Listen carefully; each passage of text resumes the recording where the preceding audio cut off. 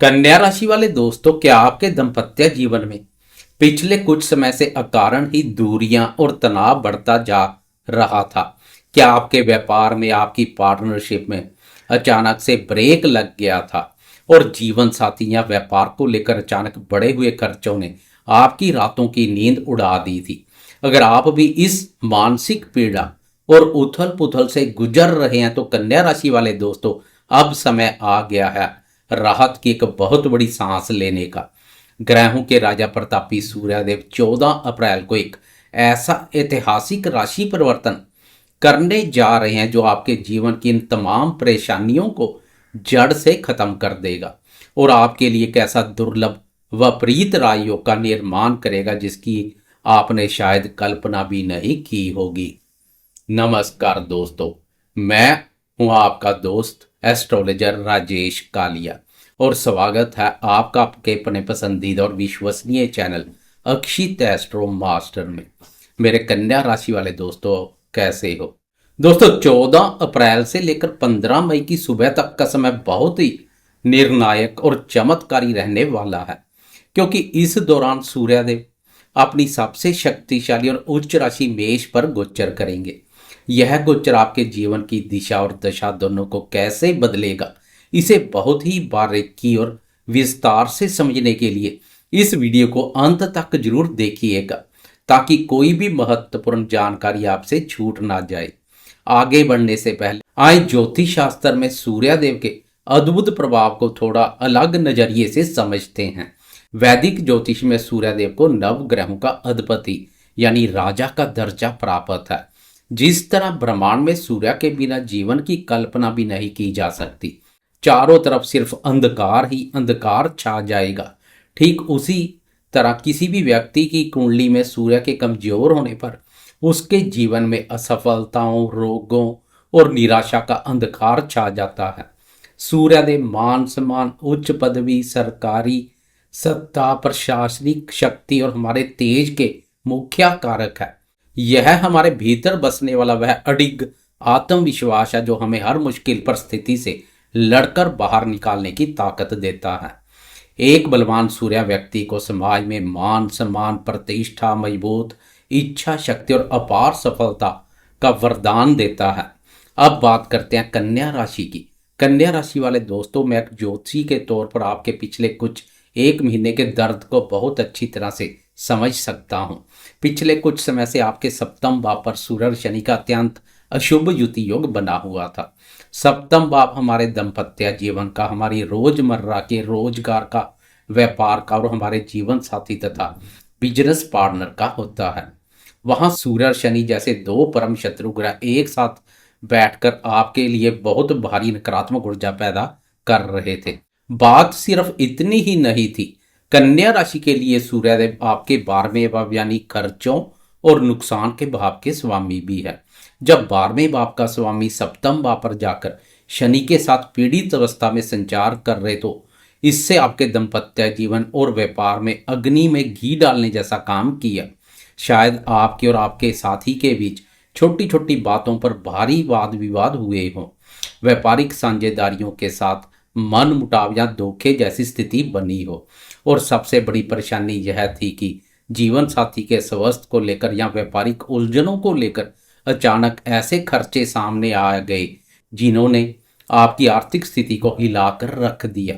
लेकिन अब आप अपनी चिंताओं को यहीं पर विराम दे दीजिए, क्योंकि 14 अप्रैल का दिन आपके लिए एक बहुत बड़ी राहत का पैगाम लेकर आ रहा है। सबसे पहली और बड़ी राहत आपको यह मिलेगी कि सप्तम भाव में बैठकर आपके दाम्पत्य जीवन और व्यापार को जला रहा सूर्य और शनि का यह अशुभ युति योग हमेशा के लिए भंग हो जाएगा। सप्तम भाव इस नकारात्मक ऊर्जा से पूरी तरह से मुक्त हो जाएगा, जिससे आपके रिश्तों में और कामकाज में तेजी से सुधार आना शुरू हो जाएगा। और दूसरी सबसे बड़ी ज्योतिषीय घटना यह होने जा रही है कि 14 अप्रैल को सूर्यदेव आपके अष्टम भाव में प्रवेश करेंगे। अब यहाँ आप थोड़ा चौंक सकते हैं कि अष्टम भाव तो अचानक आने वाली परेशानियों, रुकावटों और गुप्त विद्याओं का होता है, तो यहाँ सूर्य का जाना शुभ कैसे हो सकता है? यहीं पर ज्योतिष का सबसे गहरा और चमत्कारी नियम लागू होता है, जिसे विपरीत राजयोग कहा जाता है। कन्या राशि वालों, इसे बहुत ध्यान से समझिएगा। सूर्यदेव आपके 12वें भाव के स्वामी है। 12वां भाव एक त्रिक स्थान, अशुभ बाधक स्थान है, और अष्टम भाव भी एक अशुभ भाव है। लोहा जैसे लोहे को काटता है। ज्योतिष का अचूक नियम है कि जब भी किसी अशुभ भाव का स्वामी किसी दूसरे अशुभ भाव में जाकर बैठता तो वह बुरा फल देने के बजाय एक अत्यंत शक्तिशाली विपरीत राजयोग का निर्माण करता है। और यहाँ तो सूर्यदेव अष्टम भाव में अपनी उच्च राशि मेष में गोचर कर रहे हैं। यह स्थिति आपके लिए किसी चमत्कार से कम नहीं है। अष्टम भाव में बना हुआ यह उच्च का विपरीत राजयोग आपके जीवन में अचानक लाभ की स्थितियां पैदा करेगा। जो धन कहीं बहुत लंबे समय से फंस चुका था या जिसे आप डूब चुका मान बैठे थे, वह अचानक से आपको वापस मिल सकता है। पैतृक संपत्ति को लेकर कोई वाद विवाद चल रहा था तो उसका फैसला आपके पक्ष में आने की प्रबल संभावना है। जो मेरे कन्या राशि के दोस्त रिसर्च, विज्ञान, गुप्त विद्याओं, ज्योतिष या इंश्योरेंस क्षेत्र से जुड़े हुए हैं, उन्हें इस एक महीने में कोई बहुत बड़ी और अचानक सफलता हाथ लग सकती है। शत्रु चाहे कितने भी शक्तिशाली क्यों ना हो, विपरीत राजयोग के प्रभाव से वे आपके सामने घुटने टेकने पर मजबूर हो जाएंगे। शत्रुओं द्वारा आपके विरुद्ध रचा गया कोई भी षड्यंत्र स्वयं उन्हें ही ले डूबेगा। विदेशी कंपनियों से या विदेश से जुड़े कार्यों में आपको अप्रत्याशित रूप से बड़ा धन लाभ होगा। हालांकि हर अच्छे समय के साथ कुछ सावधानियां भी जरूर जुड़ी होती है। अष्टम भाव में उच्च का सूर्य आपके स्वभाव में थोड़ा तीखापन ला सकते हैं। आपको अपने स्वास्थ्य को लेकर, विशेषकर पेट की गर्मी, हड्डियों के दर्द या बुखार को लेकर थोड़ी सावधानी बरतनी होगी।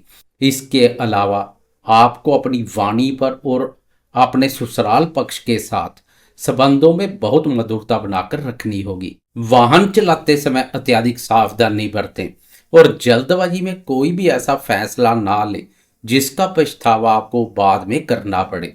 अगर आप इस एक महीने में धैर्य और शांति से काम लेंगे तो यह विपरीत राजयोग आपको रातों रात सफलता के शिखर पर पहुंचा सकता है।